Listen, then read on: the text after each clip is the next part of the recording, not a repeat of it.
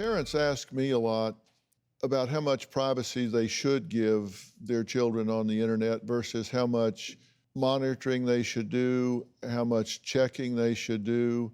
In Angelie's program that she'll talk about, the first question we asked of the people that are in attendance is how many know the password to your child's device? And it's astonishing of how many people do not know the password. And this program is intended for parents of younger kids.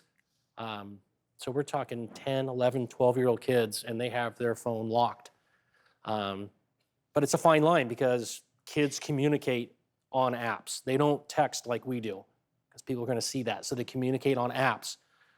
So it's a fine line because if you take the devices completely away, then how is your child going to communicate with his friends? Then is he going to be ostracized from his friends because he doesn't have a device or he doesn't have WhatsApp?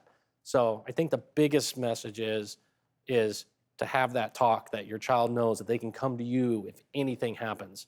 I'm sure if any of these kids would have came to their parents, it would have stopped, and that wouldn't have happened because the parents would have stepped in. Mm-hmm. Right after Ryan passed, we did a Vigilant Parent Initiative on Zoom, and we had 1,100 parents on the Zoom call. And about a month later, a mother called me. She had been on the Zoom call. She told her son about it, talked to him about it with a dad, and he still fell victim to it, but he went straight to his mom. They called the police right away. So I think the biggest message is having the talk with your child. If you're going to give them a device, have the talk with them, and then notice the signs. If you start seeing signs when they're online. And just let them know you can never be ashamed of your child. Just let them know. Now, you two have talked and coalesced, right? What's this been about? Yes, so the Vigilant Parent Initiative program was created about 2 to 3 years ago by our former commander, Captain Brian Spears at the time. And then with that, it's led to this huge outreach and trying to just get that message to parents about being digitally responsible, teaching your kids to be safe online when they have those devices or access to a social media application.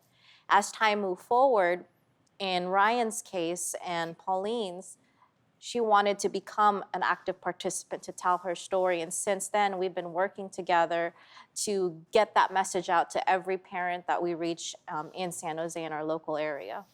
Yeah, that's so great. And listen, you don't have to look far to find people that have been victimized by this, and to warn people ahead of time.